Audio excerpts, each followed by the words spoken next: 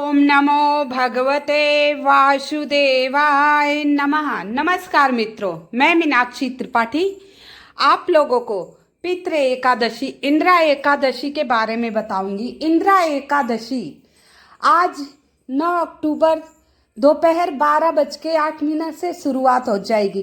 कल 10 अक्टूबर दोपहर 3:08 तक रहेगी।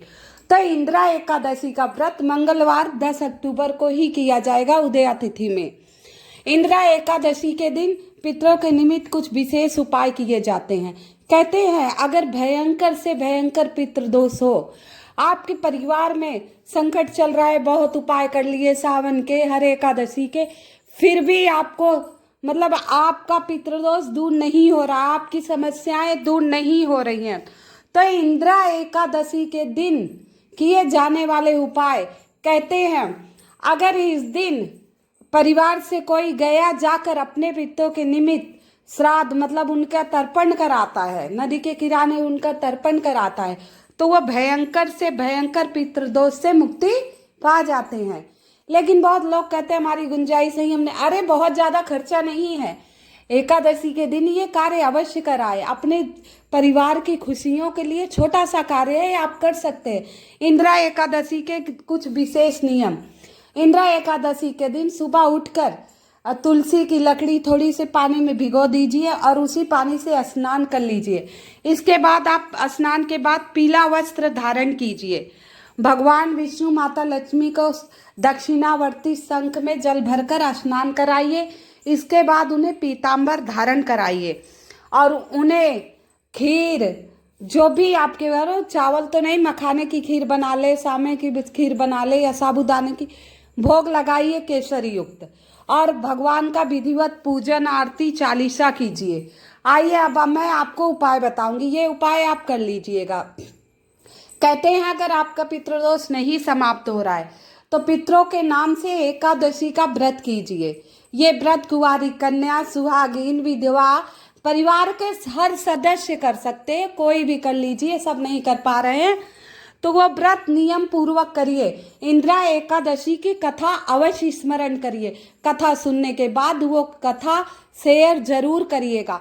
मैं ये कथा कल सुबह डाल दूंगी ही, इंदिरा एकादशी की कथा अवश्य डालूंगी, फिर द्वादशी की भी डालूंगी, अवश्य सुनिएगा आप लोग। तो ये एकादशी का व्रत नियम से करने के बाद थोड़ा सा जल लेकर आप बैठिए और कहिए हे प्रभु, ये इंदिरा एकादशी का मैंने व्रत किया, इस व्रत का फल मेरे पितरों को मिले, मेरे पितरों को मोक्ष मिले, उन्हें हर सुख सुविधा मिले, जिस लोक में उस लोक में वो खुश रहें, ऐसे उनके कह के आप तर्पण कर दीजिएगा। ये उपाय करने से आप भयंकर से भयंकर पितृदोष से मुक्ति पा जाएंगे।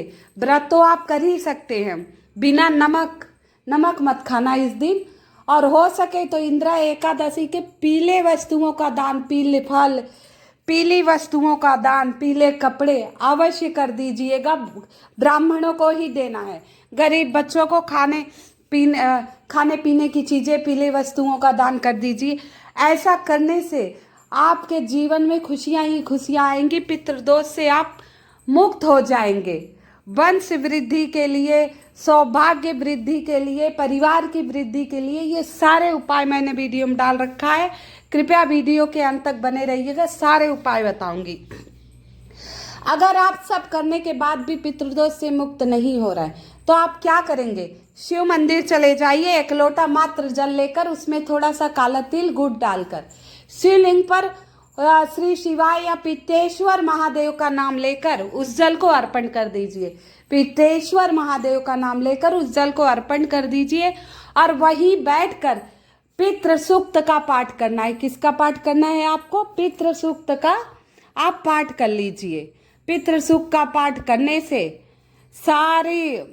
सारे दोष आपके जीवन से दूर हो जाएंगे। कहते हैं पितृ सूक्त का पाठ करने से शिवलिंग के सामने पितृ अत्यंत प्रसन्न होते हैं, अपना आशीर्वाद देकर जाते हैं। तो ये मैंने छोटा सा उपाय बताया जो आप कर सकते हैं। आइए अब दूसरे उपाय की तरफ बढ़ने से पहले आप सभी मित्रों से निवेदन है जो मेरी आवाज प्रथम बार सुन रहे हैं, कृपया मेरी वीडियो को लाइक एवं सब्सक्राइब अवश्य कीजिएगा। कमेंट में ओम पितृदेवाय नमः लिख दीजिएगा। आइए दूसरे उपाय की तरफ चलते हैं। आज तक आप पीपल में जल नहीं डाले होंगे, नहीं गए हो तो कृपया इंदिरा एकादशी के दिन ये उपाय कर लीजिए। छोटा सा है, पीपल का पेड़ हर जगह अवेलेबल है, मिल जाता है आप लोगों को।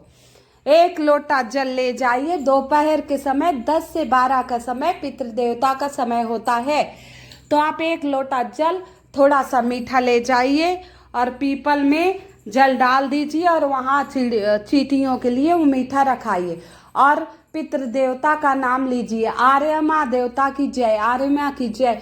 मेरे पितृदेव सदा खुश रहे, उन्हें मोक्ष मिले, हर सुख सुविधा मिले, उनका आशीर्वाद हम पर बना रहे। मात्र ये छोटा सा उपाय करना है।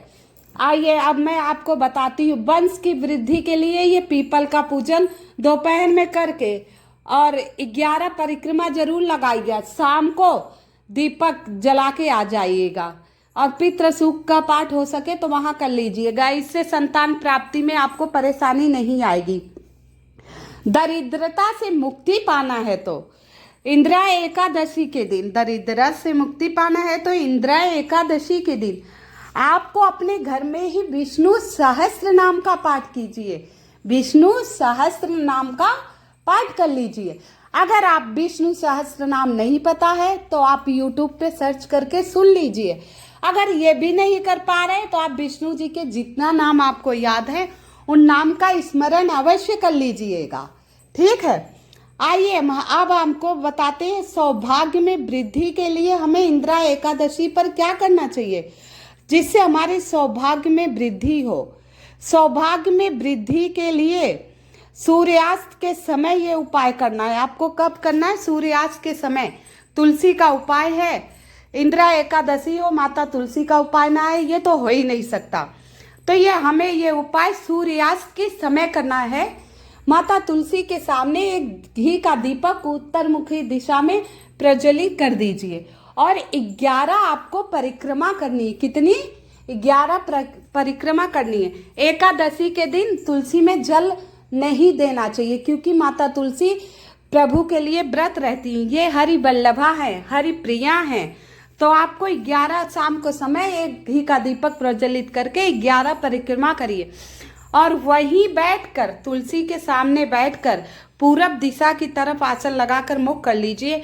ओम नमो भगवते वासुदेवाय नमः। ओम नमो भगवते वासुदेवाय नमः। ओम नमो भगवते वासुदेवाय नमः। इसका जाप कीजिए और जो आपके जीवन में समस्या हो वो माता के आगे अर्जी लगा दीजिए, प्रभु का आगे अर्जी लगा दीजिए। आपकी सारी मनोकामना पूरी होगी। जय